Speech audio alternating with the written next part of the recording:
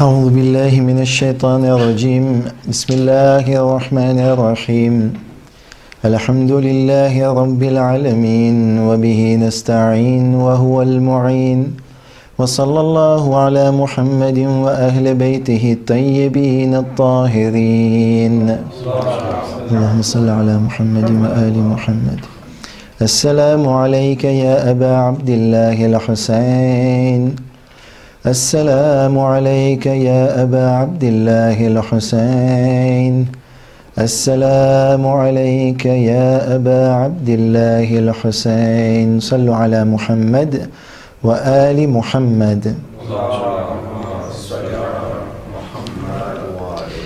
Étude historique du récit du martyre de Hussein ibn Ali alayhi salam, cours numéro 8.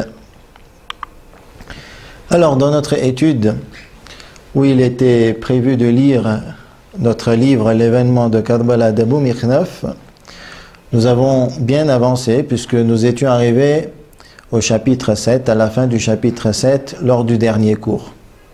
Aujourd'hui, il s'agira d'aborder les chapitres 8 et 9. Donc on va commencer par le chapitre 8, les événements de la veille d'Ashura. Donc on a bien compris que les événements lors du dernier cours se sont arrêtés le 9 Muharram 61 de l'Hégire.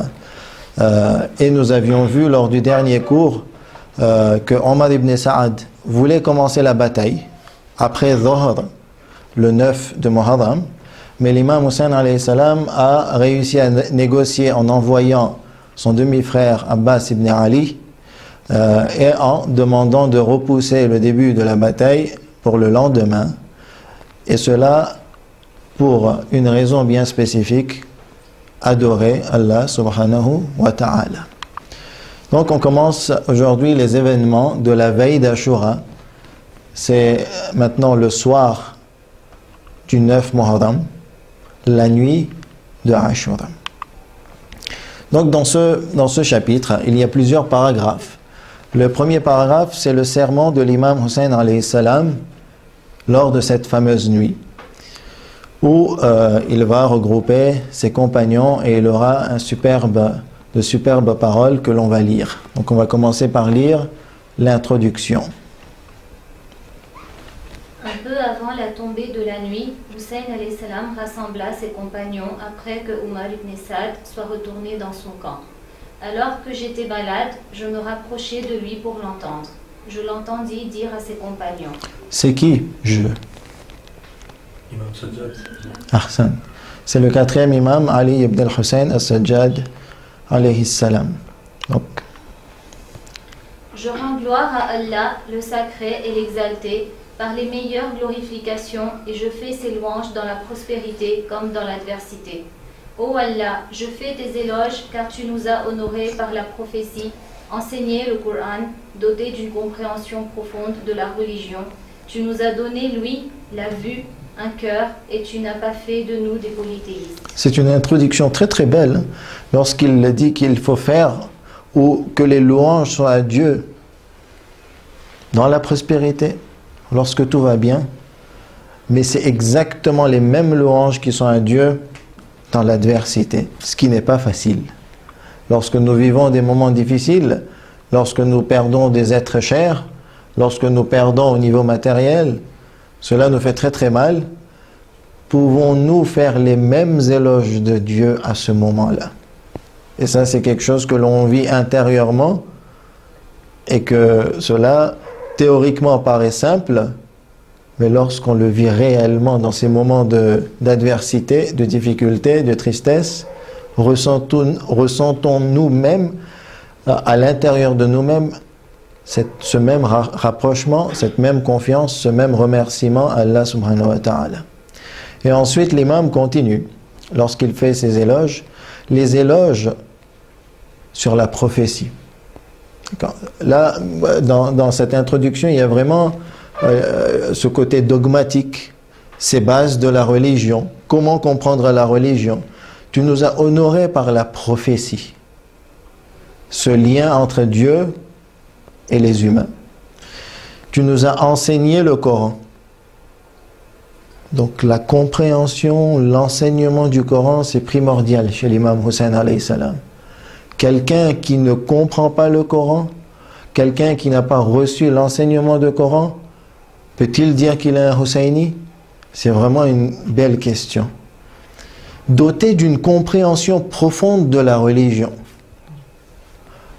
L'imam Hussein, à ces instants-là, ce sont ses derniers instants devant ses compagnons, il parle en fait de choses primordiales pour la religion. Comprendre le Coran, avoir une réflexion profonde, compréhension profonde de la religion. Donc un Husseini, c'est quelqu'un qui ne néglige pas les enseignements religieux. Nous a donné, lui, la capacité d'entendre. D'accord? Un des meilleurs moyens pour recevoir les informations, mais surtout la vue. Au niveau de la psychologie de la communication, on dit que 95% de nos informations, c'est grâce à la vue. Et le reste des informations, c'est entre l'ouïe, le goût, l'odorat, etc., etc. Peut-être que c'est discutable. Hein. Et tu n'as pas fait de nous des polythéistes. L'unicité de Dieu, la croyance en Dieu, c'est fondamental pour l'imam Hussein alayhi salam et son message. On continue. Je ne connais pas de partisans supérieurs et meilleurs que les miens, ni de famille plus bienfaisante et plus soudée que la mienne. Qu'Allah vous gratifie tous par sa bonté. Dans ces moments d'extrême difficulté pour l'imam Hussein alayhi salam, où il est abandonné par tout le monde, on a vu les gens de Koufa au nombre de 18 000, ou peut-être même plus, qui ont abandonné son homme de confiance et qui l'ont offert à Ubaydullah ibn Ziyad pour que celui-ci le tue et l'assassine. Lorsque l'imam Hussein alayhi salam se voit séparé par de dizaines de beaucoup de personnes lors de son parcours vers Koufa, et lorsqu'il apprend les mauvaises nouvelles de Koufa, il laisse la porte libre et ouverte aux gens. Si vous voulez rester avec moi, restez. Mais si vous ne voulez pas rester, la porte est ouverte. Beaucoup ne l'aident pas et part. Il y a quelques compagnons qui restent avec lui. Et là, l'imam ressent ce soutien énorme et précieux de la part de ses compagnons et il le fait remarquer. Et par quel mot? Je ne connais pas de partisans supérieurs et meilleurs que les miens. Et cette phrase reste à jamais, ou ces phrases restent à jamais dans l'histoire où on l'entend tout le temps. Et ce sont ce genre de phrases, en fait, qui font de ses compagnons des héros de Karbala. C'était des hommes comme nous et vous, mais qui ont réussi justement à discerner au bon moment, au bon endroit, lorsqu'il fallait prendre un chemin, choisir un chemin. Et c'est ce qui fait qu'ils se sont devenus aujourd'hui les meilleurs compagnons de l'imam Hussein alayhi salam. C'est spontané, ce sont des choix difficiles mais spontanés, mais il faut le faire dans la vie et c'est ce qui peut mener à ce genre de, on va dire, pour eux, un événement extraordinaire. D'accord? Continue. À vrai dire, je pense que nous affronterons ces ennemis demain. Sachez que je vous connais tous, partez tous librement. Vous n'avez plus aucune obligation sur votre conscience à mon égard. L'obscurité de la nuit vous voile des regards, prenez-la comme monture pour partir. Encore une fois, l'imam Hussein alayhi salam, par sa, on va dire, un être d'une telle grandeur qu'il est prêt à affronter cela tout seul, qu'il veut, on va dire, éviter le bain de sang pour ces personnes. Ce récit, il nous est connu. D'accord? Il nous est connu, donc il ne nous posera aucun problème pour l'analyser. Si on le regarde autrement, il pourrait être sujet à une critique. Okay. Pourquoi en fait? Pourquoi il veut laisser ses compagnons partir librement? Quelle serait l'analyse? C'est vraiment une question qui nous ferait réfléchir longtemps. Mais on continue. Que chaque personne parmi vous prenne avec elle une personne de ma famille, puis dispersez-vous dans vos régions et vos villes jusqu'à ce qu'Allah vous délivre, dans la mesure où ces gens en ont après moi. Une fois qu'ils mourront, ils renonceront aux autres. Voulait-il tester ses compagnons? Voulait-il que ces personnes restent vivantes? C'est vraiment une question. Quelle est votre opinion? Il était sincère, tout simplement. Il était authentique. Il était authentique. Pourquoi? Authentique, d'accord, il n'y avait pas de ruse, il ne voulait pas peut-être tester. Mais pourquoi voulait-il que ces personnes partent avec les membres de sa famille? D'un côté, l'imam Hussein alayhi salam aurait pu venir tout seul.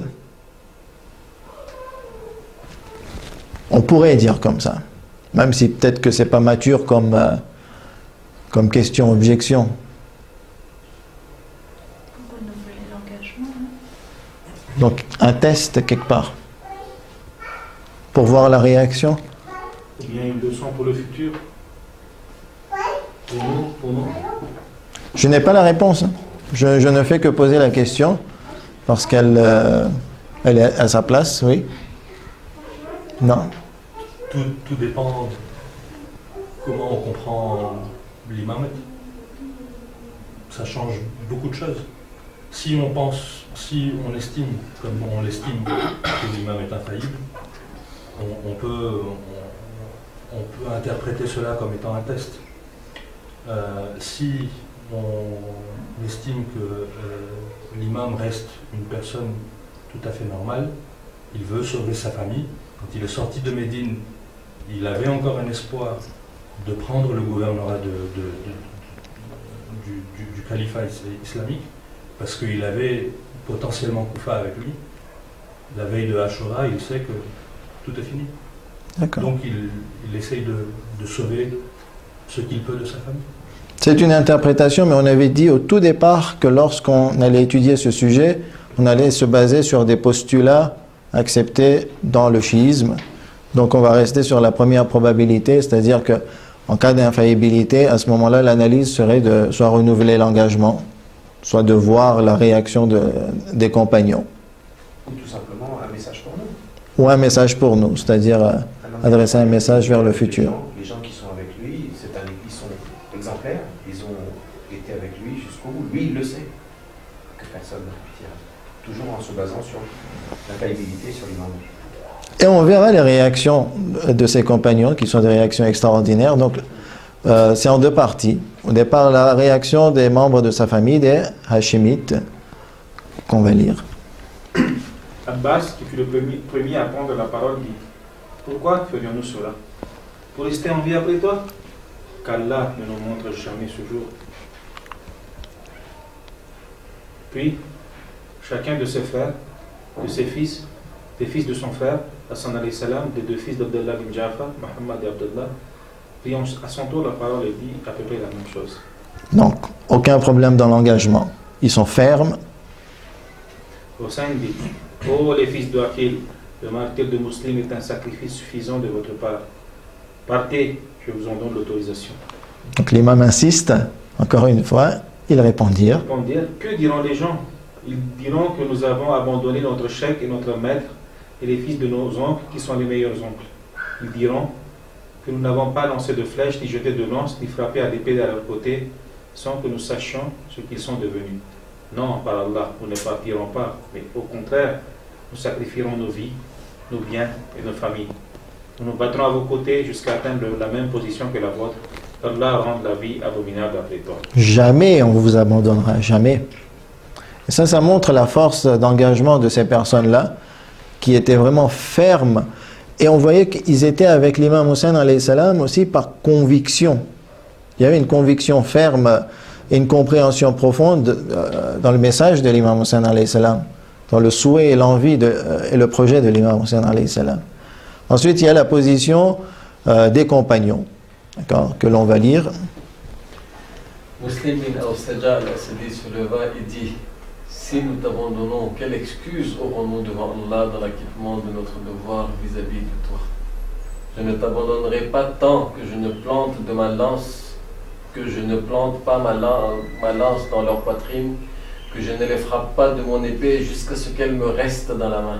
Et même si je n'ai aucune arme avec moi, je les combattrai à coups de pierre pour te défendre jusqu'à mourir avec toi. Les premières phrases montrent la compréhension de Muslim ibn Awsaja par rapport à l'imam Hussein alayhi salam. Il avait compris l'importance et la place et le statut de l'imam Hussein alayhi salam.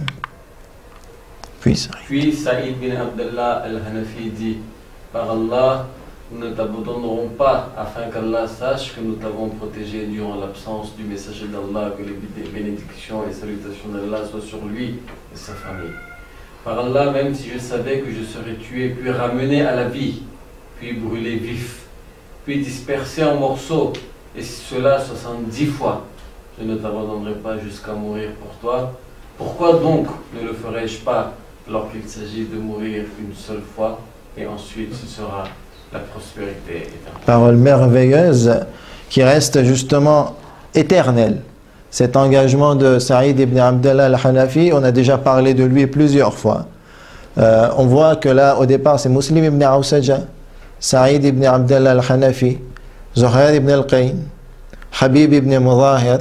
Ces personnes-là, dans le texte même, on voit très très bien leur éminence, leur place, leur statut, leur engagement. Et leurs discours sont très très beaux, vraiment très beaux, qui pourraient être des exemples pour nous. Ensuite, Zuhair ibn Qayn dit, par Allah, j'aurais aimé être tué puis ramené à la vie, puis tué jusqu'à me faire tuer 1000 fois pour Allah. Épargne ta vie et celle des jeunes de ta famille. Là, c'est Zuhair ibn Qayn. Ensuite, puis un groupe parmi ses compagnons dit, par Allah, nous ne t'abandonnerons pas, mais au contraire, nos vies te sont sacrifiées. Nous te protégerons par nos gorges, nos fronts, nos mains. C'est vraiment des mots extraordinaires hein, pour montrer l'amour et l'attachement et l'engagement envers l'imam Hussein alayhi salam. Si nous sommes tués, nous aurons respecté notre engagement et accompli notre devoir. Respecter un engagement. Un Husseini, c'est quelqu'un qui respecte un engagement. C'est une valeur islamique profonde. Le respect de l'engagement, le respect de la parole. Un autre groupe parmi ses compagnons dit également d'une seule voix des mots semblables.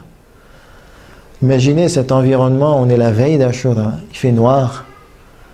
L'imam alayhi salam qui propose à ses compagnons de partir, vous êtes libres, vous ne me devez plus rien, mais en retour ces mots extraordinaires. Alors que c'est une situation délicate, difficile. Psychologiquement, c'est pas évident à vivre. Mais grâce à ses compagnons, grâce à ses paroles, on reprend de la force.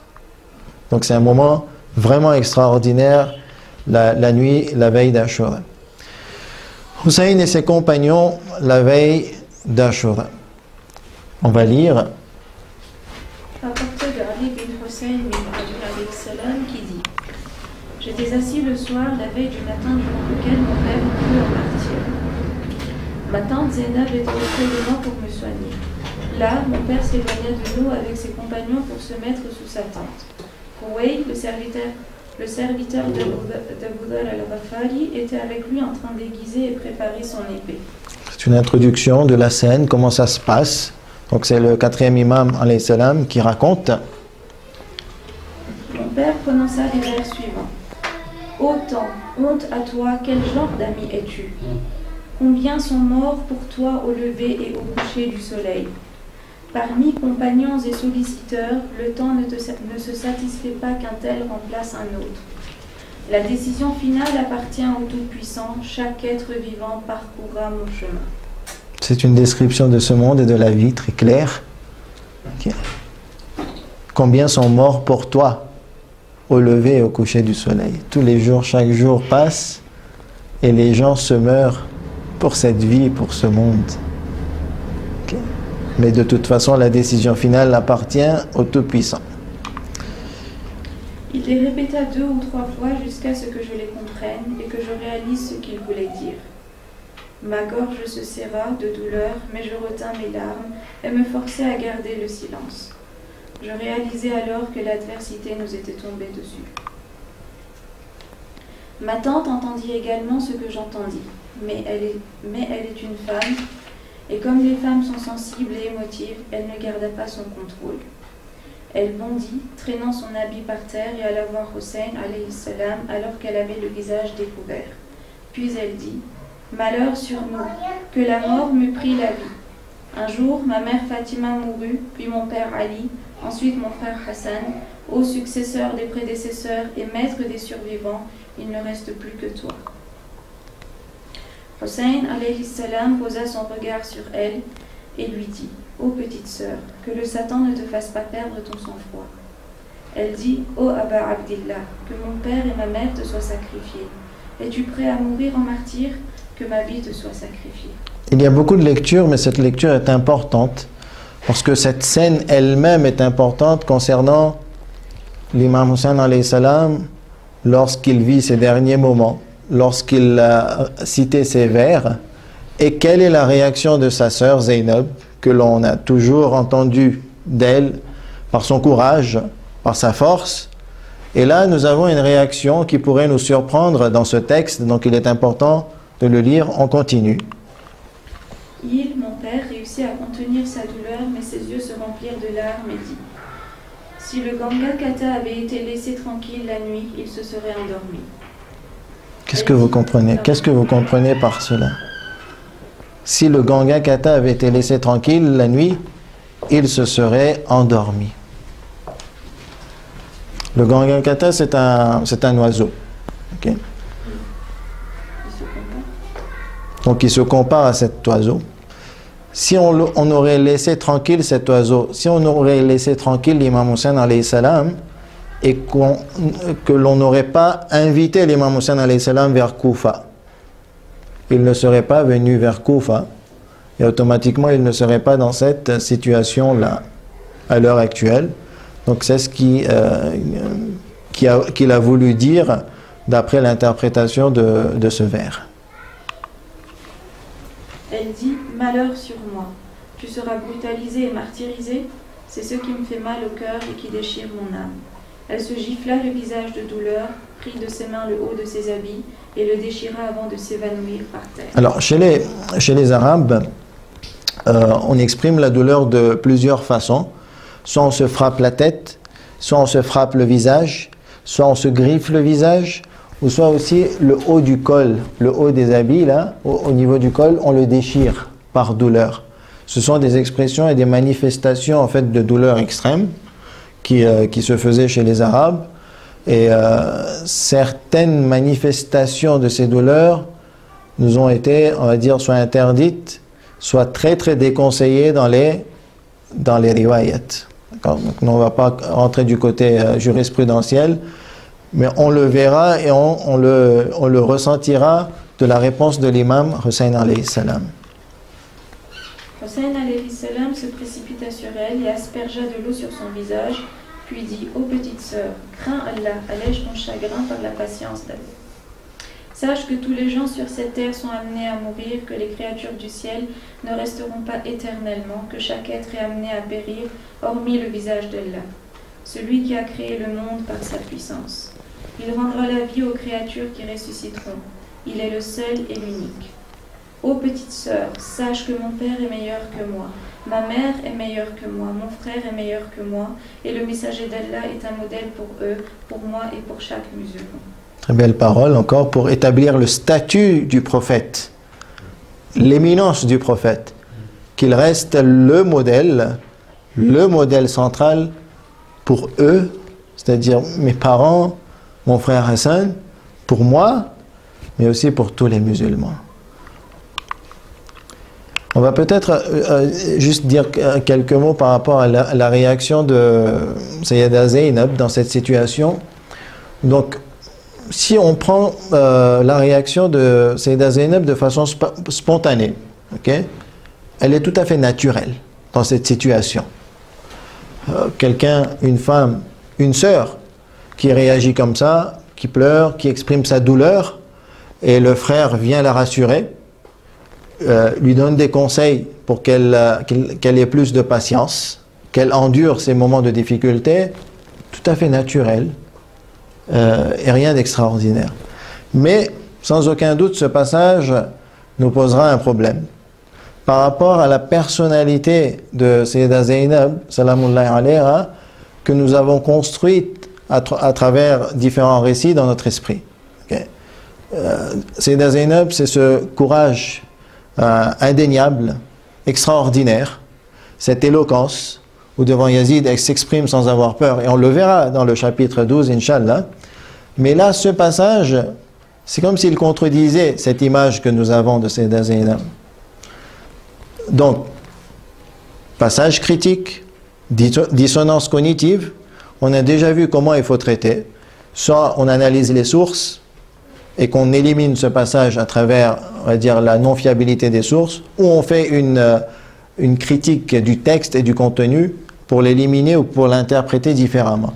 Au niveau des sources, ce qui nous poserait peut-être problème, c'est que ce passage existe dans Kitab al-Irshad de Cheikh Moufid, à peu près exactement tel qu'il est pris ici. On pourrait même dire qu'il a été repris par Cheikh Moufid presque mot à mot, et qu'il existe aussi dans beaucoup d'autres sources comme l'Uhuf, le livre de Sayyid Radiyuddin ibn Taous. Donc à ce moment-là, texte présent chez les sunnites et les chiites, donc la source paraît correcte au départ, et il faudrait donc faire une analyse critique au niveau du contenu pour éliminer cette dissonance cognitive. Ou sinon, si on ne veut pas l'éliminer, à ce moment-là, il faudra revoir notre compréhension et l'image qu'on a construite de Sayyida Zainab d'un autre angle. On continue, il la réconforta par ses paroles et d'autres similaires. Il lui dit aussi: ô petite sœur, je prête serment et te demande de le respecter. Ne déchire pas le haut de tes habits dans mon chagrin. Ne te griffe pas le visage et ne crie pas malheur sur ma mort. Donc d'endurer cette adversité, cette difficulté et de garder patience. Puis il la ramena et l'assit auprès de moi. Ensuite, il partit voir ses compagnons et leur ordonna de rapprocher les tentes les unes des autres, de manière à ce que les cordes d'attache s'emboîtent les uns aux autres, et ainsi ils seraient protégés de tous les côtés par les tentes, sauf celui de face, par lequel les ennemis les attaqueraient. Donc on va dire que c'est la deuxième partie du récit relaté par le 4e imam alayhi salam, où là maintenant l'imam commence à réfléchir sur la stratégie de défense pour l'attaque du lendemain. Donc la première stratégie, c'est de rapprocher les tentes de derrière pour qu'ils soient protégés de derrière et qu'il n'ait à combattre l'ennemi que d'une seule face. Comme ça, il est bien protégé de tous les côtés et par derrière, avec des tentes bien rapprochées, avec les cordes qui s'emboîtent, et la confrontation ne se fera que d'une seule face. Hussein ramena des tiges et du bois pour les placer vers un endroit creux ressemblant à un canal à l'arrière de leur tente. Ils le creusèrent au milieu de la nuit pour en faire une tranchée et jetèrent le bois et les tiges à l'intérieur. Puis ils dirent: s'ils nous attaquent, nous y allumerons un grand feu pour que nous soyons protégés par l'arrière et nous les combattrons d'un seul coup. Encore une très belle stratégie de défense. Et on verra que ces deux stratégies les serviront énormément le lendemain, le jour d'Ashura. Pendant la bataille, on verra que l'ennemi était coincé, était obligé d'attaquer l'imam Hussein alayhi salam et ses compagnons que d'une seule face. Et par cela, ils ont réussi à résister très très longtemps et à contrer beaucoup d'attaques de l'ennemi. On passe maintenant au paragraphe suivant. Hussein et ses compagnons, toujours la veille d'Ashura. Lorsque la nuit tomba, Hussein alayhi salam et ses compagnons veillèrent toute la nuit en état de prière, de demande de pardon, d'invocation et d'imploration à Allah. C'était la raison de la demande de repousser la bataille au lendemain. L'imam Hussein alayhi salam veut profiter de cette dernière nuit pour ces raisons, pour prier Dieu. C'est là que nous-mêmes, nous devrions nous poser cette question. Aimons-nous la prière? Est-ce qu'on aime prier? Ou on prie par obligation, par réflexe, par automatisme, par un acte complètement mécanique? Est-ce que quand je prie, ou est-ce qu'il m'arrive, allez, je ne vais pas dire tout le temps quand je prie, je prends plaisir, mais est-ce qu'il m'arrive de prendre plaisir de temps en temps lorsque je prie? Et c'est important. Un Husseini, normalement, il doit aimer prier, prendre du plaisir et s'exalter quand il prie, quand il invoque Allah subhanahu wa ta'ala. Donc ça fait partie de ces points où on évoque tout au long des cours, ces points où nous devons nous améliorer et nous devons nous réformer. Certes, ce sont des passages théoriques, mais il faut que nous prenions leçon, que de temps en temps, même une fois par an, que l'on prenne plaisir, mais on a plaisir à prier Dieu. Même une fois par an. C'est avec ces belles paroles que nous avons fini le chapitre 8 et on continue à avancer lentement mais sûrement dans la lecture et dans l'étude de ce livre. Et on arrive maintenant au chapitre 9, le matin d'Ashura. La scène, bien entendu, se passe toujours à Karbala. Et le matin d'Ashura, c'est le jour. C'est un samedi. Le jour d'Ashura, un samedi. C'est pas intriguant? Le jour d'Ashura, un samedi. On va finir de lire la phrase et on revient. Omar ibn Saad accomplit la prière du matin puis sortit avec les hommes qui l'accompagnaient. Hein, on dit toujours c'est un vendredi, mais on a lu dans le texte du dernier cours qu'ils sont arrivés à Karbala ou à Aqra, selon le texte, quand?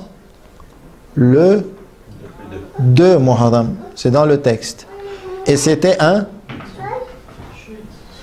jeudi. D'accord? Donc le 2 Muharram c'est un jeudi. Le 10 Muharram c'est un samedi. On compte? 2 c'est un jeudi. Ok? Vendredi, samedi, dimanche, lundi, mardi, mercredi, jeudi, vendredi c'est le 10. On voit l'incohérence dans le texte. D'accord? Mais dans le texte, c'est écrit samedi, ni le chercheur n'a le droit de modifier le texte d'origine, ni le traducteur. Ok? Mais l'incohérence est liée, et il y a une note du chercheur. Ça, c'est de l'honnêteté intellectuelle. Il a été rapporté d'Abu Mikhnaf, il nous a aussi été rapporté que c'était un vendredi. Il y a une autre narration d'Abu Mikhnaf qui dit que c'était un vendredi. Hein? Cheikh Moufid dit c'était un vendredi et il a été aussi dit que c'était un samedi. D'accord? Donc on voit que chez Cheikh Moufid, il privilégie le jour de vendredi pour Ashura, mais qu'il laisse la porte ouverte pour une autre narration, samedi, qui rejoint la première narration du texte d'origine. D'accord? Donc pour dire que toujours dans un texte historique, il peut y avoir des incohérences, c'est naturel. On l'a déjà répété maintes fois, qu'un texte comme ça se critique et qu'il faut le comprendre par la critique et par un œil qui comprend bien. Donc le jour d'Ashura, le matin, les armées se mettent en place. A priori, cette carte que l'on a souvent observée, elle paraît être pas mal, okay, par rapport à la situation et la reconstitution du placement des armées.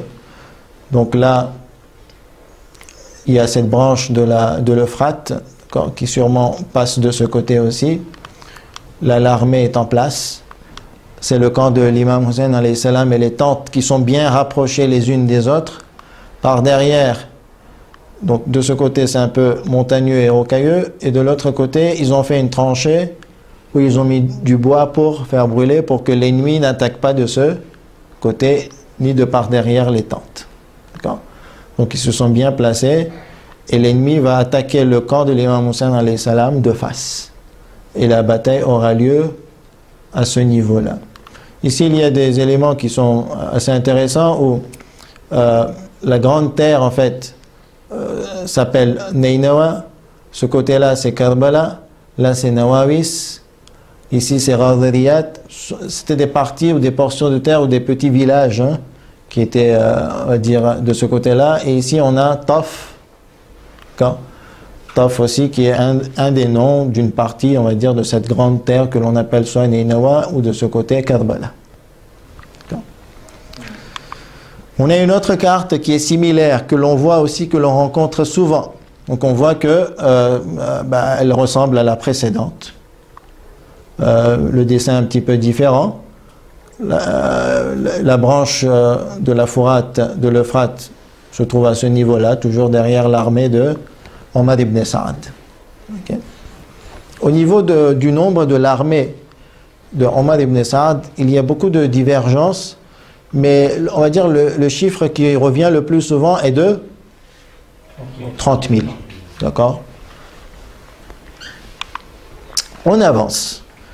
Donc on est le matin d'Ashura et on va lire le texte. Lorsque la cavalerie se montra à Hussein alayhi salam au matin, ce dernier leva les mains et invoqua. Ô Allah, tu es ma certitude dans toutes les peines, mon espoir dans toutes les difficultés. Tu es celui qui me rassure et me soutient dans toutes les adversités. Combien de difficultés dans lesquelles le cœur se fragilise, les solutions s'amenuisent. Les amis nous abandonnent et les ennemis se réjouissent. Et lorsque je te les ai exposés et m'en suis plaint à toi, avec comme seule intention de me tourner vers toi et non à un autre, tu m'as libéré de ces difficultés et les as dissipées. Tu es le pourvoyeur de tout bienfait, le maître de toute bonté, le paroxysme de tout désir. La clé de tous nos problèmes. Ok? Chacun de nous soit a été, ou soit se trouvera dans ce genre de situation. C'est la vie. La vie est comme ça. D'accord? Et c'est quoi la clé? C'est Allah la clé. C'est faire confiance à Allah. C'est se fier à lui. C'est lui qui dissipera ces difficultés, qui soulagera le cœur, qui apaisera l'esprit. D'accord? Donc, on est toujours à la recherche de différentes solutions en cas de problème, soit tawiz, ou soit je ne sais pas quoi, ou soit des choses matérielles sur lesquelles me fier ou m'attacher, mais la clé c'est l'imam Hussein alayhi salam qui nous l'apporte, avec la pratique. Okay. Il est vraiment dans cette situation de difficulté, et vraiment ces paroles, quand elles sont rapportées, c'est l'esprit du Coran, c'est l'esprit de la Sunna. C'est pour ça que lorsqu'on étudie ou lorsque ce genre de texte nous parvient, et au-delà de l'analyse des sources qui nous a rapporté, lorsqu'on voit que ces paroles sont rapportées de l'imam Hussein alayhi salam, tout de suite on voit que ce sont des paroles coraniques, très très conformes et cohérentes par rapport au Coran, par rapport aux enseignements du prophète. Et une des méthodes pour authentifier un texte, au-delà des sources, c'est de comparer son contenu et sa conformité par rapport à l'esprit coranique, à l'âme coranique et à l'âme de l'enseignement prophétique dans son ensemble. Et là, tout de suite, on ressent que non, ce sont des paroles de l'imam Hussein alayhi salam. Premier sermon de l'imam Hussein alayhi salam, c'est un des paragraphes du chapitre 9. Juste une petite question, vous avez vu le sommaire? Prenez le sommaire, chapitre 9, c'est écrit premier sermon de l'imam Hussein alayhi salam. Il est où le deuxième sermon?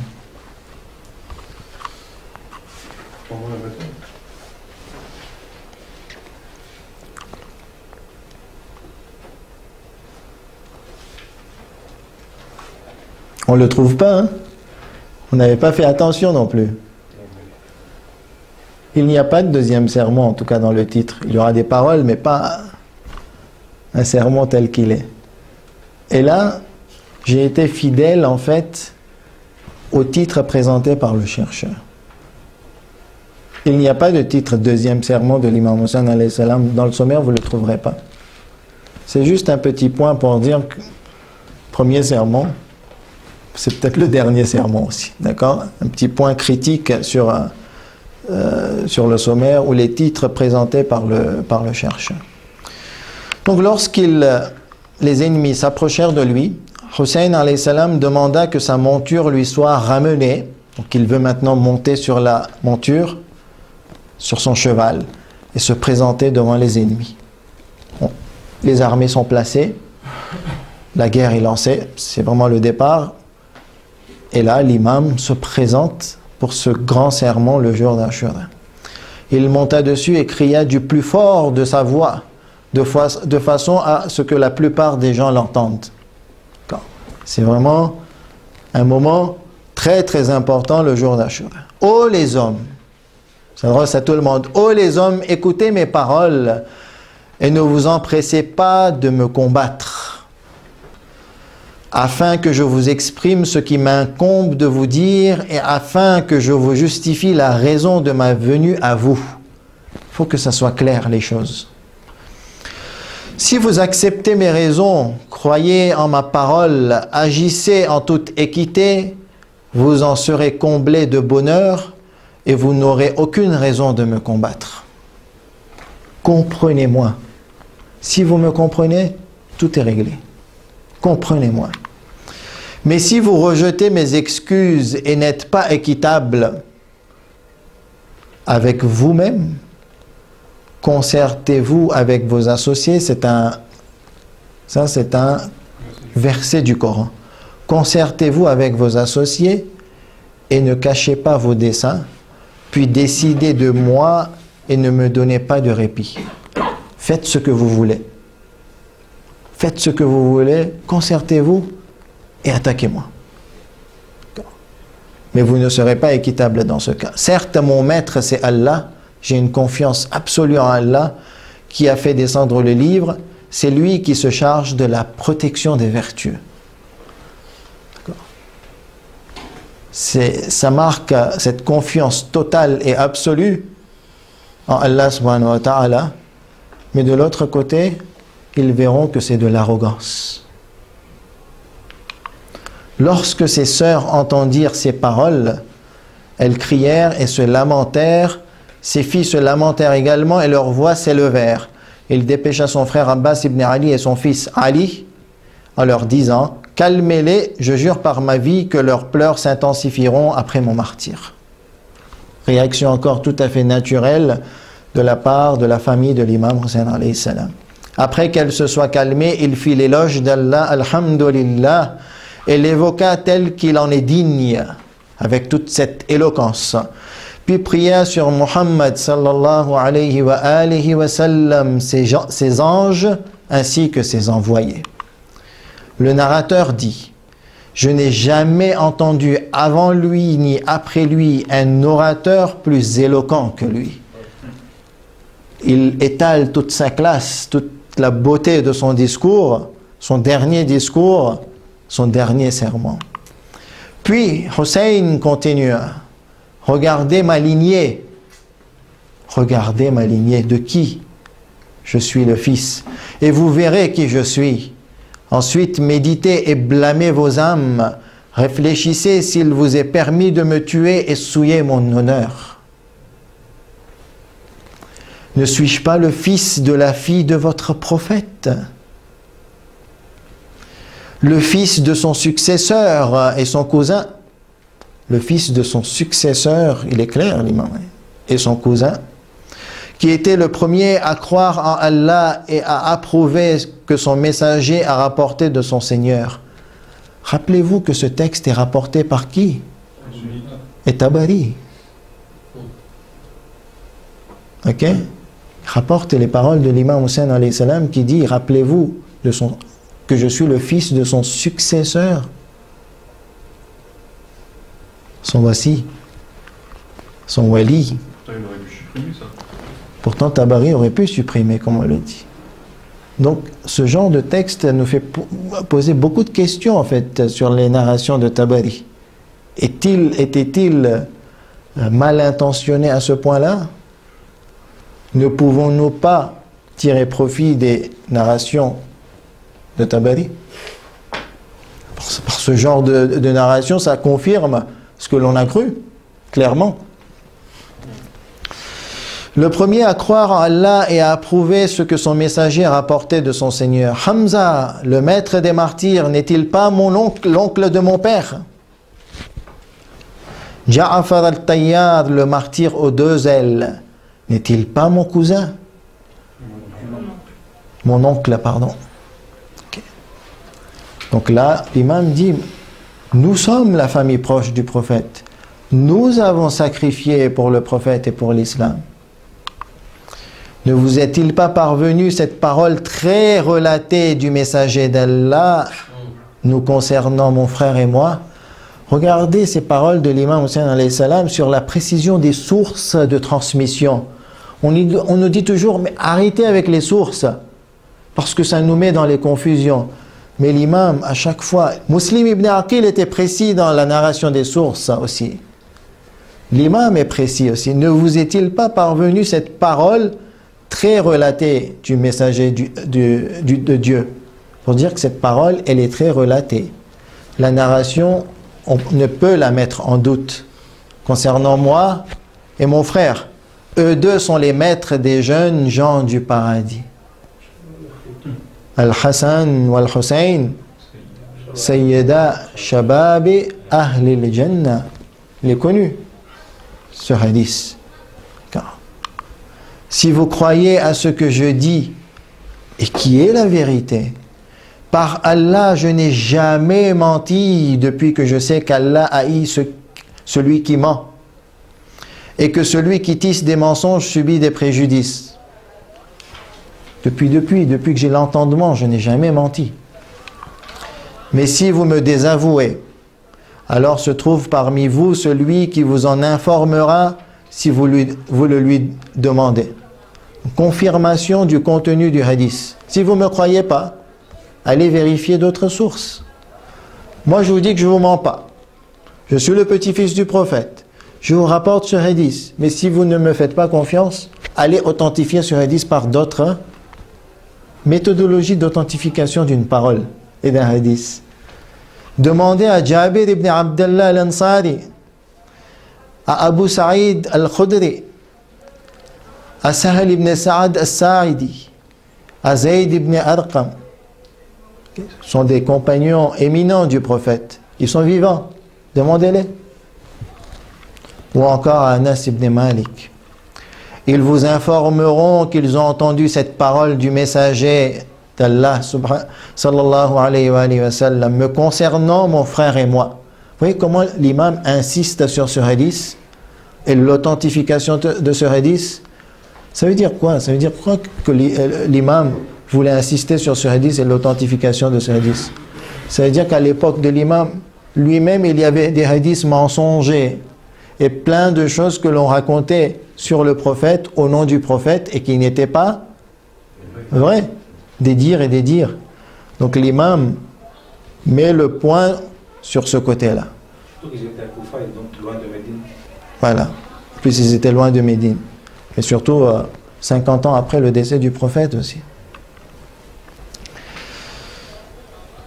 Cela ne vous suffit-il pas pour vous empêcher de verser mon sang?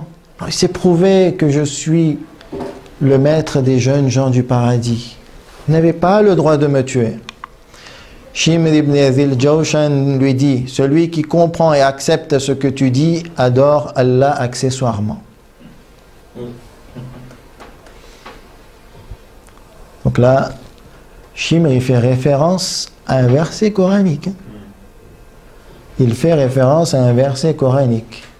Il a écrit la référence au verset coranique 22:11. Man ya'budullaha ala harfin. Celui qui adore Dieu justement accessoirement. Ça veut dire quoi accessoirement? Quand ça l'arrange, il va adorer Dieu. Quand ça l'arrange pas, il va s'en écarter.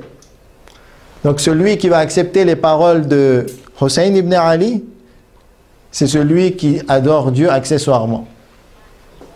C'est terrible en fait, par les versets du Coran, que l'on veut contredire l'imam Hussein alayhi salam. Habib ibn Mudahir lui réplique tout de suite, par Allah je te vois l'adorer 60 fois plus accessoirement, et je certifie que tu as raison quand tu dis que tu ne comprends pas ce qu'il dit. Tu ne comprends pas ce qu'il dit. Allah a certainement scellé ton cœur. Allah a scellé ton cœur, c'est vraiment un sujet qui nécessiterait, qui mériterait d'être d'être débattu et développé. Ça veut dire quoi? Dieu a scellé le cœur. C'est que il n'a pas la guidance, mais ça veut dire quoi? Ça veut dire que Dieu a décidé que, voilà, toi tu n'auras pas la guidance parce que j'ai choisi, non? Non, non. Il les appelle encore et encore et encore. Et à un moment donné, puisque de toute façon ils ne répondent pas, il les laisse aller dans la voie qu'ils veulent. Et à partir de ce moment-là, c'est extrêmement difficile pour eux de revenir parce que les cœurs sont déjà scellés. C'est eux-mêmes qui se scellent leur cœur. C'est ça, en fait, c'est ça. Justement par manquement d'éthique, par mensonge, par crime, en ne respectant pas les enseignements divins, en ne répondant pas aux appels divins, la personne elle-même se scelle le cœur. Mais comme tout remonte à Dieu, parce qu'il est la cause des causes, c'est Dieu qui leur a donné tout pouvoir, même le pouvoir de choisir, la liberté de choisir, comme tout remonte à Dieu, donc Dieu peut s'attribuer cette phrase-là, que c'est Dieu qui scelle les cœurs, c'est Dieu qui guide, sans aucun doute. Puis Hussein, alayhi salam, continue et dit, si vous doutez de cette parole, on insiste encore sur la véracité et l'authenticité de cette parole. Si vous doutez de cette parole du prophète me concernant, allez-vous encore douter après ce que je vous dirai? Ne suis-je pas le fils de la fille de votre prophète? Par Allah, il n'y a aucun fils de la fille du prophète à part moi entre l'Orient et l'Occident, que ce soit parmi vous ou parmi d'autres que vous. Je suis le seul fils de la fille du prophète. Je suis le seul fils de la fille de votre prophète. Avez-vous le droit de tuer le petit-fils du prophète? C'est terrible en fait cette situation où ces musulmans s'associent, se mettent ensemble pour tuer le fils de la fille du prophète, le petit-fils du prophète. Et on a vu petit à petit tout au long de ce voyage, tout au long de ce livre, finalement quelles étaient ces raisons. Et ces raisons existent en nous à différents degrés. L'amour de ce monde, les intérêts personnels, les intérêts matériels, la fermeture d'esprit,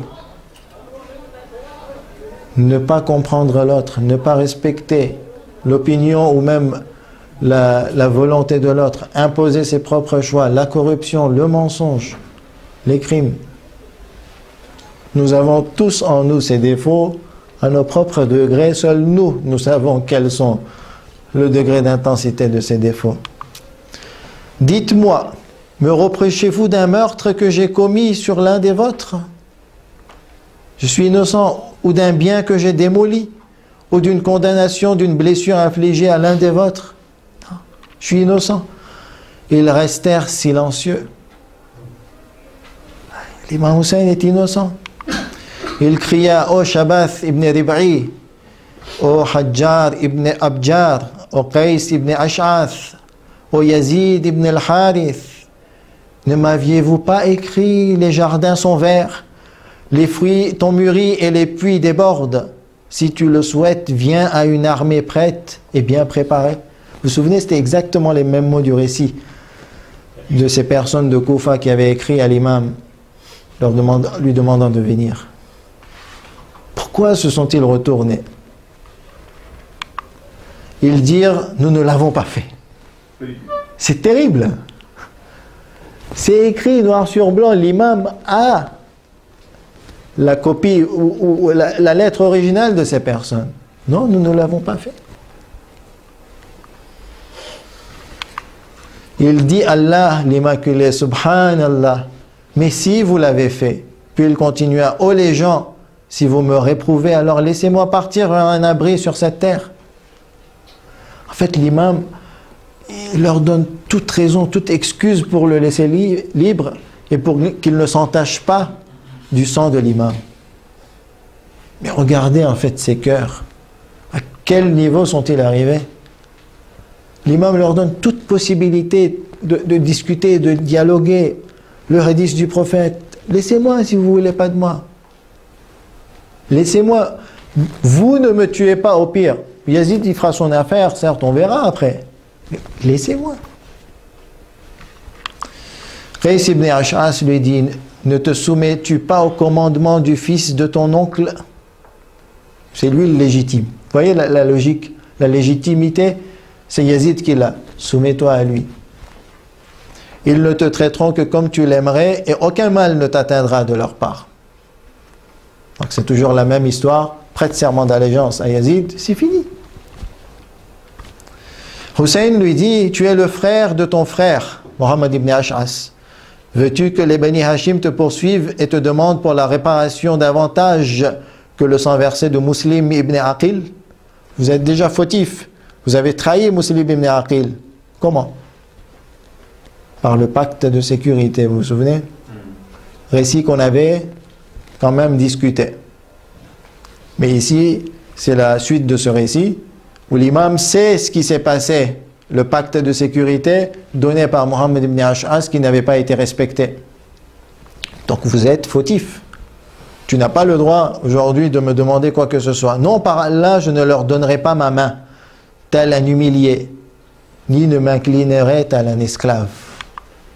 Ô serviteur d'Allah, je cherche protection auprès de mon Seigneur et votre Seigneur, pour que vous ne me lapidiez pas. Ce sont des versets coraniques de prophètes. Je cherche la protection de mon Seigneur et votre Seigneur contre tout orgueilleux qui ne croit pas au jour du jugement. Ensuite, l'imam retourna, fit asseoir sa monture et demanda à Uqba ibn Sim'an de l'attacher. Et c'est là que finit ce sermon de l'imam qui met ces gens, cette armée, devant leurs responsabilités et devant le choix ou le non-choix qu'ils ont. Qu'ils choisissent ou pas maintenant de tuer ce petit-fils du prophète. Il a donné maintenant toutes les preuves et toute justification qu'il ne fallait pas le faire, mais l'imam sait très bien comment sera sa fin. Donc ensuite, on avance, il y a un sermon de Zohair ibn Qayn qui montre encore une fois cet engagement, qui veut encore essayer de raisonner les gens de Koufa. Aux gens de Koufa, prenez garde au châtiment d'Allah. On va lire le discours le sermon de Zohair ibn Qayn. Aux gens de Koufa, prenez garde au châtiment d'Allah, prenez garde. Il est du devoir de chaque musulman de conseiller son frère musulman. Tant que l'épée ne nous a pas séparés, nous sommes encore des frères dans la même religion, membres de la même communauté. Point. On n'est pas d'accord. On n'est pas d'accord, d'accord. Il n'y a pas de souci. C'est vrai que bon, il y a eu des tensions, c'était extrême, mais tant que l'épée ne nous a pas séparés, tant qu'on ne s'est pas combattu, il y a des chances. On calme et il n'y aura pas de haine. Mais une fois que l'épée sera passée entre nous, après c'est fini. Cette haine restera jusqu'à la fin. Donc là encore, Zohair ibn Qayn essaie de trouver une solution, de faire raisonner ces personnes pour leur dire qu'il y a toujours une solution. Vous êtes dignes de nos conseils, mais si l'épée nous départage, nos relations seront rompues et en conséquence, nous serons une communauté et vous une autre. Ça va être la scission après, c'est fini. Allah nous a fait passer un test au sujet de la progéniture de son envoyé Mohammed, que les bénédictions et salutations d'Allah soient sur lui et sa famille, afin qu'il observe comment vous et nous nous comportons. Nous vous appelons à les aider, à abandonner le tyran Ubaydullah ibn Ziyad. Vous ne verrez de ces deux, Ubaydullah et son père, que du mal dans leur gouvernance. Ils crèvent les yeux, coupent les mains et les pieds, ils vous mutilient, vous pendent sur le tronc des dattiers, assassinent vos semblables et vos résistants du Coran comme Hudr ibn Hadi et ses compagnons Han ibn Urwa et ceux comme lui. C'est des dirigeants comme ça que vous voulez suivre? C'est des dirigeants tels qu'Ubaydullah ibn Ziyad qui sont des grands criminels que vous voulez prendre comme dirigeants? C'est pas possible. En réponse, ils l'injurièrent, firent l'éloge de Ubaydullah ibn Ziyad et prièrent pour lui. Puis ils dirent: par Allah, nous n'abandonnerons pas jusqu'à ce que nous tuions ton compagnon et ceux avec lui, ou que nous l'envoyions lui et ses compagnons captifs enviés au gouverneur Ubaydullah. Il n'y a pas de choix. Il leur dit: ô serviteur d'Allah, sans aucun doute le fils de Fatima, qu'Allah soit satisfait d'elle, est plus digne d'amour et de soutien que le fils de Soumaïa. Et si vous n'aidez Hussein et ses compagnons, aidez pas, alors je cherche refuge pour vous auprès d'Allah pour que vous ne les tuiez pas. Laissez cet homme avec son cousin Yazid ibn Muawiyah. Je jure par ma vie que Yazid agréera votre obéissance sans tuer Hussein, alayhi salam. Dernière proposition de Zuhair ibn Qayn, soit c'est une ruse, soit c'est discutable, okay, comme texte, mais quoi qu'il arrive, Zuhair fait un sermon, un dernier hujjat comme on le dit, pour laisser choix. Shimr ibn Zil-Jawshan tira une flèche contre lui et dit: tais-toi, qu'Allah fasse faire ta voix à jamais. Tu nous as fatigués avec ton long discours. Zuhair lui répondit: ô fils du pisseur sur ses talons, ce n'est pas à toi que je m'adresse, tu n'es qu'un animal. Par Allah, je ne pense pas que tu saches ne serait-ce que 2 versets du livre d'Allah. Réjouis-toi de l'opprobre du jour de la résurrection et du châtiment douloureux. On peut revenir sur ces mots de Zuhair ibn Qayn qui se lâche un peu. Au fils du pisseur sur ses talons. En fait, le père de Shimr ibn Zil-Jawshan, c'était quelqu'un qui donnait du pâturage aux moutons. Et là, c'est quelqu'un qui traînait, qui n'était pas bien placé au rang social, d'accord, qui était malpropre. Et même on dit que une esclave passait par là, une servante passait par là, qui avait très soif. Elle a demandé du lait. Donc il a bien voulu donner du lait en échange d'un acte. Okay. Et Shimr est né de cet acte. Donc on voit la source en fait de ce genre de personnes, très très mauvaise. Donc Zuhair fait référence à on va dire aux sources et aux racines de Shimr. Shimr lui dit: Allah vous tuera ton compagnon et toi dans un instant. Zuhair lui répondit: c'est par la mort que tu m'intimides. Par Allah, la mort à ses côtés m'est plus adorable que l'éternité avec vous. Puis il se mit face aux gens, releva la voix et dit: ô serviteur d'Allah, que cette brute violente et ses semblables ne vous trompent pas dans votre religion. Par Allah, ne bénéficiera pas de l'intercession de Mohammed, que les bénédictions et salutations d'Allah soient sur lui et sa famille. Un peuple qui verse le sang de sa progéniture et de sa famille, qui tue ceux qui l'aident et défendent sa sainteté.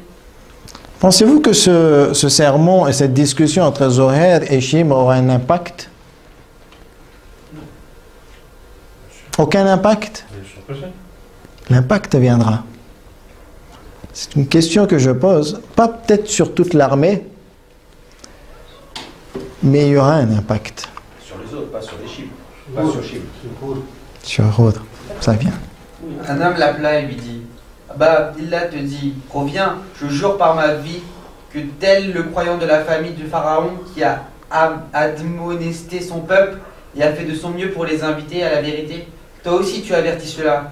Tu as fait de ton mieux pour les inviter à la vérité, mais seulement dans le cas où les avertissements et sollicitations leur servent à quelque chose. Même l'imam Hussein dit que leurs cœurs sont fermés, mais Hud va se repentir. Et quand on regarde la succession, en fait, c'est comme si le serment de l'imam Hussein alayhi salam et celui de Zuhair ibn Qayn avaient vraiment fait effet sur Hud. Hud, c'est le premier à avoir bloqué l'imam Hussein alayhi salam. Mais on verra comment il réagit en lisant ce texte. Quand Houad ibn Saad a assailli le camp de Hussein, Hud ibn Yazid lui demanda: qu'Allah te fasse du bien, tu vas vraiment combattre cet homme?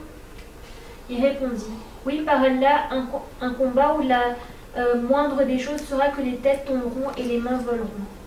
Donc Omar ibn Saad, maintenant lui, il est dans son sujet. On sait très bien pourquoi. D'accord, c'était les clés de Rey. Donc maintenant, il n'y a plus de négociation. Ça, c'est clair. Et Hud, il commence à bien le comprendre. Il dit: aucune des propositions qu'il vous a faites ne vous satisfait? Houad ibn Saad répondit: par Allah, si la décision me revenait, j'aurais accepté, mais ton gouverneur les a refusées. D'accord. Omar ibn Saad veut rejeter maintenant la faute sur son gouverneur, sur Ibn Ziyad. Hou partit et et se positionna à l'écart des soldats. Il était avec un homme de sa tribu appelé Qurrat bin Qais, et il lui dit: Ô Qurrat, as-tu abreuvé ton cheval aujourd'hui? Donc, Hud se place à un endroit où il y a un homme de sa tribu, ils sont avec leurs chevaux, et là, tout d'un coup, il demande à ce compagnon: Qurrat, as-tu abreuvé ton cheval? C'est-à-dire, va abreuver ton cheval. Ok? Hud va rester tout seul. Il répondit: Non. Non. Hud lui demanda: Ne veux-tu pas l'abreuver? Hud insiste: va abreuver ton cheval. Qurrat raconte: Je pensais par Allah qu'il voulait fuir et ne pas participer à la bataille, que cela le dérangeait, que je le vois faire cela, fuir et craignait que je ne le dénonce. Alors je lui dis: Je ne l'ai pas abreuvé, je pars le faire. Puis je me suis retiré de cet endroit où il était. Par Allah, s'il m'avait mis au courant de ce qu'il voulait faire, je serais parti avec lui pour rejoindre Hussein alayhi salam.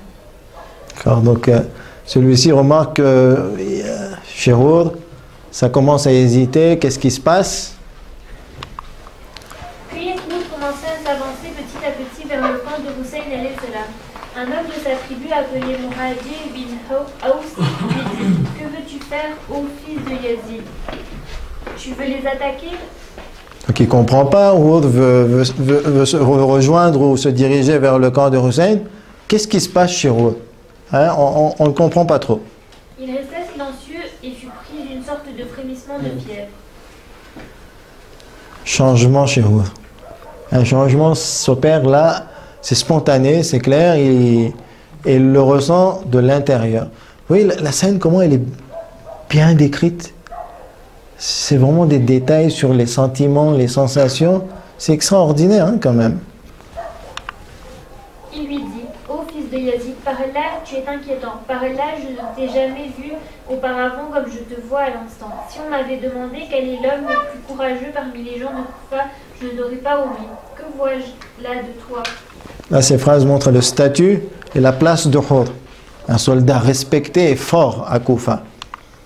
Il répondit: Par là je me vois choisir entre le paradis et l'enfer. Par là je ne choisirai pas autre chose que le paradis, même si je suis coupé en morceaux ou brûlé. C'est terrible en fait. Là, les yeux de Hud s'ouvrent et il voit le paradis et l'enfer. Vous vous rendez compte?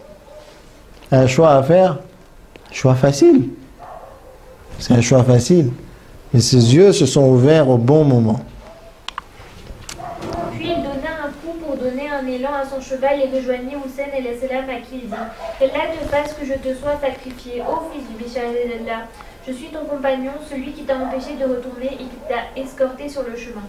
Celui qui t'a barré la route et immobilisé à cet endroit. Par là, en dehors duquel il n'existe aucune divinité, jamais je n'avais imaginé que ces gens refuseraient les propositions que tu leur as faites et qu'ils te mettraient dans cette situation. Je m'étais dit qu'il n'y avait pas de souci à ce que j'obéisse à ces hommes sur certains de leurs ordres pour qu'ils ne pensent pas que je ne leur étais pas soumis. Et de toute façon, ils allaient accepter les propositions que tu leur avais faites. Par là, si je savais qu'ils les refuseraient de toi, je ne me serais pas risqué à commettre ce que je t'ai fait. Je suis maintenant venu à toi, me repentant devant mon Seigneur de ce que j'ai fait et pour t'aider de ma propre vie jusqu'à mourir devant toi. Considères-tu cela comme une repentance de ma part? Ce texte est très très intéressant, on ne va pas l'analyser en entier, mais Hud montre comment il s'est retrouvé dans cette situation. Ce sont ces phrases.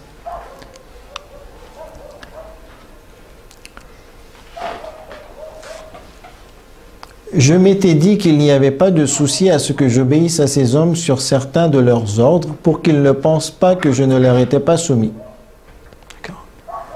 Bon, pour qu'ils ne me soupçonnent pas, pour que bon, tout se passe bien entre nous, pour que je sois considéré comme quelqu'un qui obéit à la gouvernance et aux autorités, ben je vais obéir leurs ordres, je vais marcher avec eux. Oh, il n'y a pas de problème, quoi. Il n'y a pas de problème à obéir à ce genre de gouvernant. Donc, allez, j'y vais avec 1000 cavaliers, je vais bloquer Hussein, ça va s'arranger, il n'y a pas de problème. Et finalement, Hud, lui, il ouvre les yeux. De l'autre côté, il emmène quand même 1000 personnes avec lui. Okay. C'est vrai, lui, il a droit à cette repentance. Mais malgré cela, en voulant obéir à son gouverneur, il se complique la situation. Nous aussi, nous devons faire attention. Ok, pour de vils intérêts ici, ou de petits intérêts par là, ou de grands intérêts par ici ou par là, si je fais plaisir à celui-ci, je fais plaisir à celui-là, et je vais m'embarquer dans une situation où je ne sais pas si j'aurai la même guidance que l'autre. Et souvent, et la plupart des fois, j'ai les mains liées face à la situation et je me dis, bah, c'est fini maintenant. J'arrive plus à faire marche arrière comme l'a fait Hud et me diriger vers le camp de Hussein et le camp de la vérité. Et ce sont ces petits détails de la vie qui font que soit nous réussissons, soit nous échouons. Okay. L'imam alayhi salam lui dit, oui, Allah acceptera ta repentance et te pardonnera. Quel est ton nom? D'accord. Donc, Hud vient, on voit dans le texte que Hud ne se présente pas, il ne dit pas qui il est. Donc, il vient en tant qu'homme, l'imam ne voit pas son visage, soit son visage est caché sous le casque, où il a quelque chose en fait sur son visage. L'imam n'aperçoit pas son visage. Celui-ci demande pardon.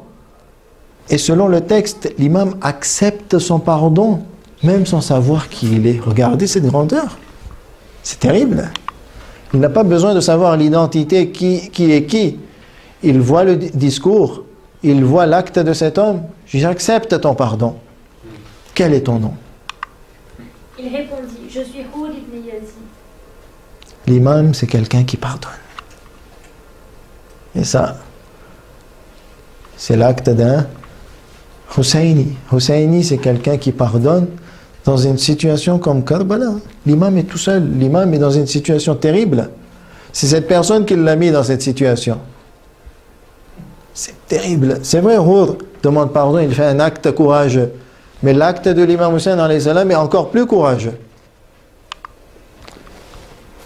Il dit, certainement tu es Hud le libre comme t'a nommé ta mère. Tu es celui qui est libre dans le bas monde et dans l'au-delà. Par la volonté d'Allah, descends de ton cheval. Anta al-Hud fi ad-dunya wal-akhirah. Il dit, je te serai meilleur cavalier que fantassin. Je les combattrai un moment sur mon cheval et à ma descente, ce seront mes derniers instants. L'imam lui propose, descends de ton cheval. Hud lui dit, je te serai meilleur sur mon cheval. Hussein alayhi salam lui dit, fais comme bon te semble. L'imam respecte son choix. L'imam est quelqu'un qui respecte le choix de l'autre. Beaucoup, beaucoup d'enseignements dans ces textes. Ensuite, c'est Hud, une fois qu'il demande pardon, qu'il voit où est la vérité, où est le camp de la vérité, lui aussi, il se dit que si j'ai embarqué des personnes avec moi, il faut que je fasse raisonner ces personnes, il faut que je fasse raisonner cette armée. D'accord? Donc c'est une autre leçon. Lorsqu'on a commis une erreur et qu'on a trouvé la vérité, mais souvent on a embarqué des personnes avec nous dans l'erreur, mais il ne faut pas laisser tomber ces personnes aussi. Et il faut faire tous ces efforts pour maintenant ramener ces gens dans le camp du vrai. Donc Hud va faire son serment, puis il avança vers ses anciens compagnons et dit: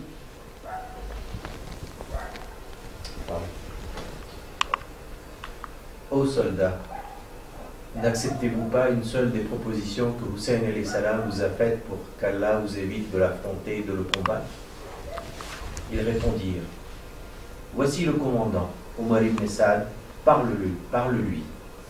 Il lui parla de la même manière qu'il le fit avant cela, et de la même manière qu'il le fit avec ses anciens compagnons. Omar ibn Saad dit: j'aurais tant aimé, et si j'avais trouvé une solution, je l'aurais choisi. Entre le marteau et l'enclume. Ok. D'un côté, il voit que la vérité n'est pas avec lui. Il est tellement attiré par Rey, cette gouvernance. De l'autre côté, il sait que les commandements d'Ibn Ziyad ne sont pas bons.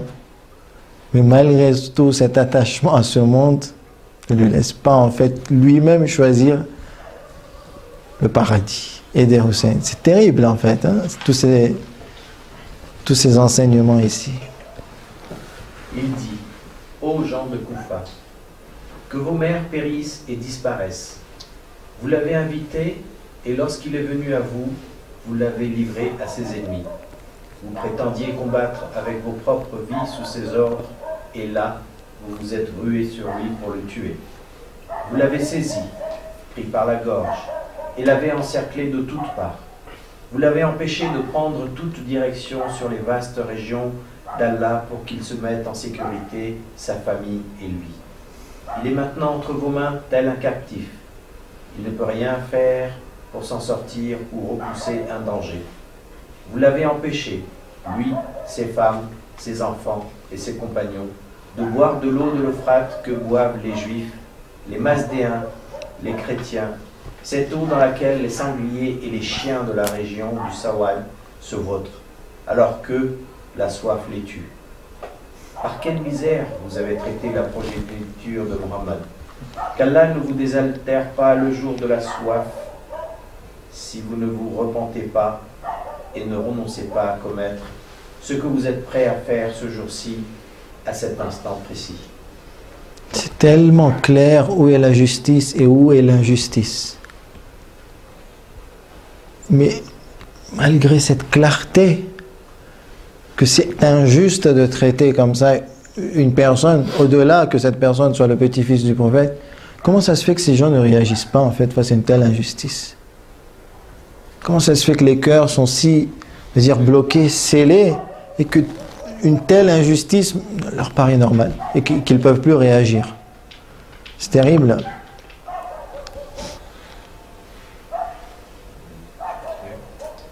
À cet instant, des fantassins de l'armée l'attaquèrent en tirant des flèches vers sa direction, et il avança jusqu'à se placer devant Hussein alayhi salam.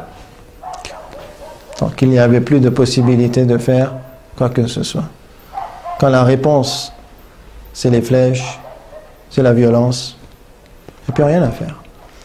Donc on dit ensuite que, après le discours de Hurd, il y a Yazid ibn Ziyad al-Muhasir qui rejoint le camp de l'imam Hussein alayhi salam, mais le chercheur indique qu'il y a une incohérence dans ce texte et que ce personnage était déjà dans le camp de l'imam Hussein alayhi salam. C'est là qu'aujourd'hui on va réciter lire le martyr du fils de l'imam Hassan alayhi salam. Donc on prend un petit peu de l'avance. On était déjà le jour d'Ashura. La bataille n'avait pas commencé. Il y a eu le sermon de l'imam Hussein alayhi salam, celui de Zuhair ibn Qayn. Hurd s'est repenti.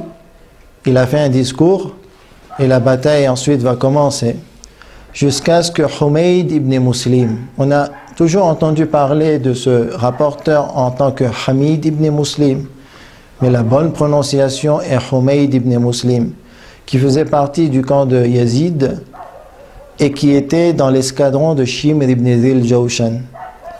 On verra que lorsque Shimr attaque le camp de l'imam Hussein alayhi salam, que ce soit avant la mort et le martyre de celui-ci, ou après le martyre de celui-ci, Humayd ibn Muslim se tient à côté auprès de Shimr. Et à chaque fois que Shimr s'exprime, il est là aussi. Donc on voit que c'était un des soldats. On ne dit pas que c'est un journaliste, hein. Je n'ai pas obtenu des éléments pour dire qu'il était journaliste, mais c'était un rapporteur, un des soldats du camp de Yazid et dans l'escadron de Shimr.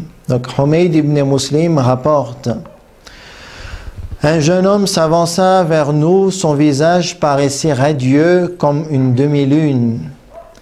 Il avait une épée à la main et portait une chemise, une tunique et des sandales dont l'une des sangles était déchirée. Je n'oublierai pas que c'était la sandale gauche.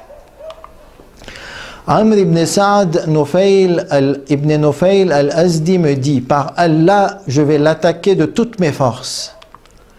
Je répliquai: Subhanallah, que veux-tu aller faire là-bas? Ces soldats que tu vois et qui l'ont encerclé te dispenseront de le tuer. Il dit: par Allah, je vais l'attaquer. Puis il fonça sur lui droit devant sans se retourner jusqu'à le frapper à la tête. Le jeune homme tomba sur le visage et cria « Oh mon oncle !» Hussein s'élança à toute vitesse tel un faucon et attaqua férocement à la manière d'un lion furieux. Il porta un coup d'épée violent sur Amr qui se protégea avec l'avant-bras, ce qui le lui sectionna à partir du coude. À cet instant, les cavaliers ennemis effrayés firent un mouvement sur eux-mêmes, ce qui le fit écraser sous les sabots des chevaux et mourir. Lorsque la poussière soulevée se dispersa, on voyait Hussein alayhi salam assis près de la tête du jeune homme, alors que ce dernier, étendu sur le sol, poussait la terre avec ses pieds. Peut-être voulait-il essayer de se relever. Hussein alayhi salam dit que les gens qui t'ont tué périssent et ton grand-père sera parmi leurs ennemis le jour de la résurrection. Par Allah, il est très pénible à ton oncle de supporter ton appel au secours sans qu'il ne puisse te répondre, ou quand bien même s'il te répond, il ne t'est pas utile. Par Allah, ton appel était un appel pour lequel les assassins étaient nombreux à répondre, mais les sauveurs peu nombreux. Inna lillahi wa inna ilayhi raji'un. Puis il le porta. C'était comme si je voyais les jambes du jeune homme traîner et laisser des traces sur la terre alors que Hussein avait posé la poitrine de Qasim sur la sienne. Il le ramena jusqu'à le placer près de son fils Ali ibn Hussein, autour duquel se trouvaient les autres martyrs de sa famille.